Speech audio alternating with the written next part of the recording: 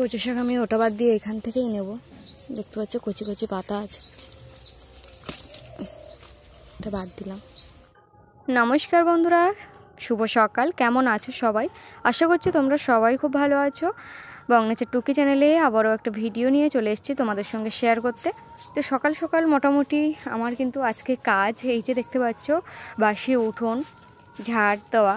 আর যেহেতু অনেক দিন ধরে মোটামুটি টুকিটাকি এদিক সেদিক করে অনেক কিছু জমে আছে, তো ভাবলাম আজকে সকালটা না হয় একটু এদিক ওদিক পরিষ্কার করেই কাটিয়ে দিই।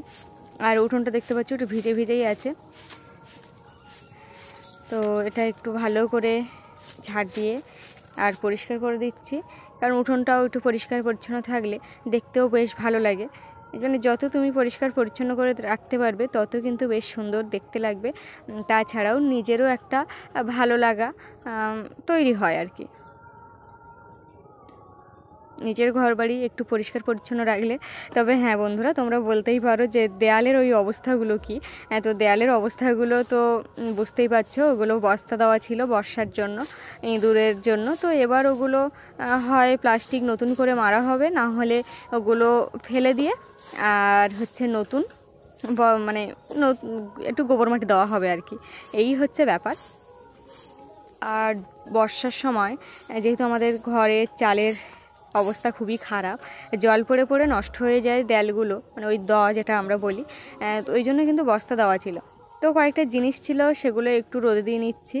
আর এইভাবে আজকে সকালটা কিন্তু কাটিয়ে দিলাম বাসি কাজকর্ম করে। তারপরে চলে আসলাম এই যে দেখতে পাচ্ছ চুবড়ি নিয়ে চোদ্দো শাক তুলতে। আজকে যেহেতু চোদ্দো শাক খাওয়ার পালা পড়েছে, তাই চলে আসলাম চোদ্দো শাক তুলতে। তো এখানে এই যে দেখতে পাচ্ছ আমি মানে যে সাদা নোটে শাক সেগুলো কিন্তু তুলে নিচ্ছি, তার সাথে মূলো শাক আর বিভিন্ন রকম যে শাকগুলো আছে সবগুলো তুলে নিচ্ছি।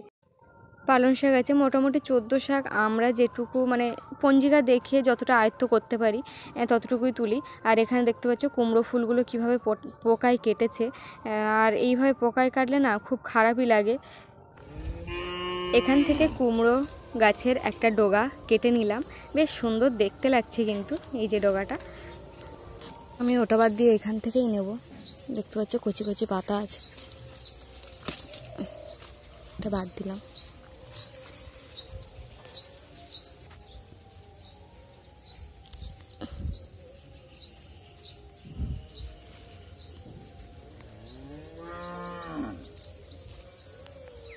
দেখো পোকা কেমনভাবে খেয়েছে, দেখো ফুলগুলো একটাও নেই, ডাঁটার গায়ে সব ফুল সারি দেওয়া।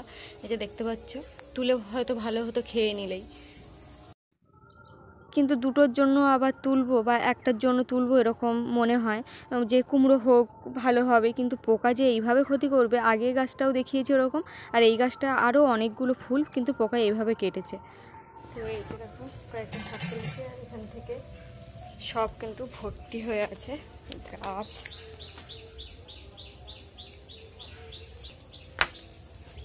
তো মোটামুটি আর কটা শাক কোথায় পাই দেখি, মানে শাক এত তবু শাক পাচ্ছি।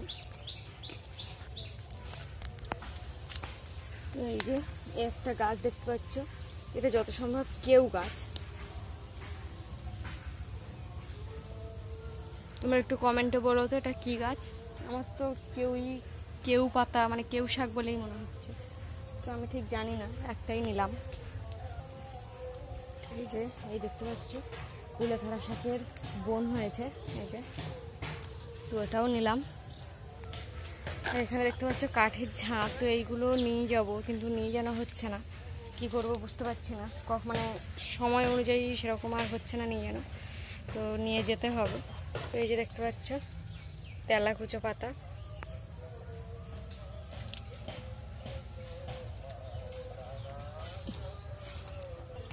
নিম পাতাও লাগে, ওই জন্য নিম পাতাও নিয়ে নিয়েছি। দেখো একটুখানি,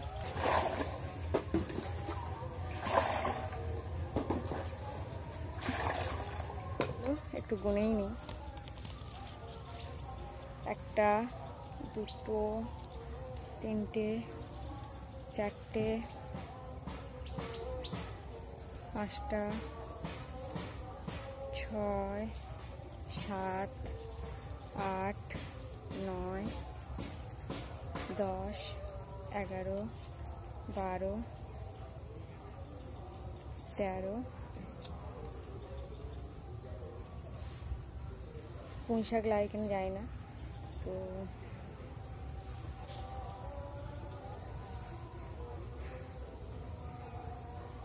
এটা তুলেছিলাম, এটা মোটামুটি আমি শিওর ছিলাম না এটা কি পাতা কি শাক, তো ওই জন্য আমি এটাকে বাদ দিয়ে দিচ্ছি।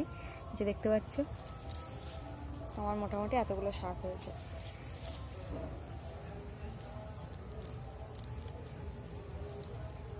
এই যে দেখো আমি কিন্তু নোটে শাক তুলে এনেছি অনেকটা, আর এই সব শাকগুলো বেছে নেব।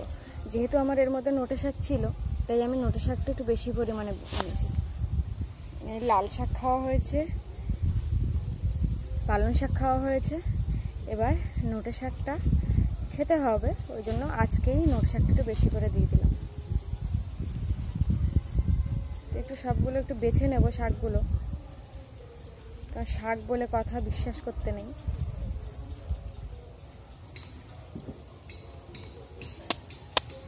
এই যে কুমড়োর যে জালিটা দেখতে পাচ্ছ এটাতে ফুল ধরেছে দেখেছো, আর কতটা পরিমাণে ফুল কেটে ফেলেছে পোকায় সেটাও তোমরা দেখলে। তবে দুটো ফুলের জন্য আর পিঠে করতে ভালো লাগে না।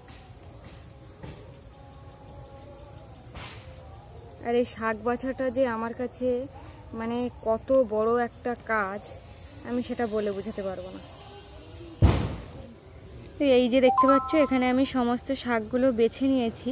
তো দুজন যেহেতু এই কটা হলেই হয়ে যাবে, বেশি শাক লাগবে না। আর এই যে সেই শাকগুলো এখন আমি বেছে আর কেটে নিচ্ছি বেশ সুন্দরভাবে ছোট ছোট করে। তবে এটা নিরামিষ হবে, জানি না নিরামিষ করে কি করে, তো আমি নিরামিষই করব। একটু লঙ্কা একটু জিরে দিয়েই করব। আর এখানে দেখো অনেক বাসনপত্র হয়েছে, কিন্তু এগুলো পরেই না হয় ধুয়ে নেব, আগে তো শাকটা করে নিই সকালবেলা। যেহেতু মানে কালকে তো আর 14 শাক খাওয়া হয়নি, 14 শাক আজকেই সকালে খাবো, ওই জন্য কিন্তু তুলেছি। তার কারণ হলো কালকে 2টোর সময়, 2টো কত মিনিটে জানি না, তো তার আগে ভাত টাত খাওয়া হয়ে যায় বলে 14 শাকটা তুললাম না। কালকে 14 বাতি দিয়েছি, আর শাকটা না হয় আজকে সকালবেলা পালন করি শাকটা খেয়ে। তো চতুর্দশীতে যেহেতু আসি মানে 2টো পর্যন্তই ছিল আজকে, তো ওই জন্য কিন্তু সকালেই 14 শাকটা করলাম। তো তোমরা কে কে 14 শাক কালকে খেয়েছো আর আজকে কারা কারা খেলে অবশ্যই কিন্তু কমেন্টে জানিও। আর এই যে দেখতে পাচ্ছ আমাদের বেগুন গাছ কয়েকটা মাত্র, মানে 2টো নয় 4টে কি 5টা এরকম আছে, সারিতে লাইন দিয়ে আছে। তো আর কিছুটা লাগানো ছিল ওইদিকে, ও গাছগুলো হয়নি। তো এই গাছগুলো শুধু বেগুন ধরেছে দেখো, মানে দেখতে কি সুন্দর লাগছে বেগুন গাছগুলো আর তার সাথে বেগুনগুলো। তো এখন বেগুনটাই একটু তুলে নেব। আর এটার গায়ে আগের দিন দেখি বড় একটা পোকা ঘুরে বেড়াচ্ছে, তো এটাকে ফেলে দিয়ে আর মনে হয় মেরেছিলাম কি মারিনি আমার মনে নেই। তো এখন এই বেগুনটায় দেখি একটু ছিদ্র আছে, মানে সেই পোকাটা যদি আমি না মেরে থাকি, ওই যে দেখতে পাচ্ছি ছিদ্রটা, পোকাটা যদি না মেরে থাকি ও নিশ্চয়ই ওর মধ্যে বাসা বেঁধেছে। তো এইভাবে আমি কিন্তু কয়েকটা বেগুন তুলে নেব, এই যে দেখতে পাচ্ছ।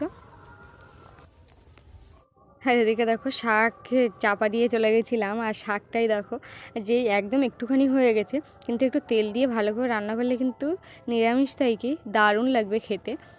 আর একটু ঝালটা বেশি করে দিয়েছি, কারণ আমি একটু ঝালটাই খেতে বেশি পছন্দ করি। সেই সাথে সাথে আমি বাড়ির মানুষগুলোকেও কিন্তু ঝাল খাওয়া শিখিয়ে ফেলেছি, মানে আমি যতটা পরিমাণ ঝাল খাই ঠিক ততটা পরিমাণ। তো শ্বশুরমশাই মানে বাবা কিন্তু এরকম ঝাল লবণ চড়া খেতে একটু পছন্দই করে, সেক্ষেত্রে শাশুড়ি মা পছন্দ অতটা করে না। তো এই যে কয়েকটা বেগুনও পুড়িয়ে নিয়েছি। তো বেগুন পোড়া দিয়ে খেতে কিন্তু খুব সুন্দর লাগে, কিন্তু আমার এটা জানা নেই আজকে বেগুন পোড়াতে আছে কি না, যেহেতু কালী পুজো ওই জন্য বলছি। তো এই যে দেখতে পাচ্ছ আমি কিন্তু এখন থালা বাসন ধোয়ার জন্য ঘাটে চলে এসেছি। আর যেহেতু রাত্রের কয়েকটা বাসন ছিল আর সকালে খেয়েছি, সেই বাসনগুলো সব একসাথে ধুয়ে নিলাম, কারণ সকালবেলা অনেক রকম কাজ ছিল সেগুলো করতে করতে আর এদিকে আর আসা হয়নি। তো ওই জন্য কিন্তু একটু দেরিই হলো। আর ঘাটে সেই সময় রোদও চলে এসছে, ঘাটে বসাও যাচ্ছে না, এত রোদ বলার মতো না। এই যে দেখতে পাচ্ছ সবগুলো আমার কিন্তু ধোয়া হয়ে গেছে। এইভাবে আমি এখন জল ঝরাতে দিয়েছি।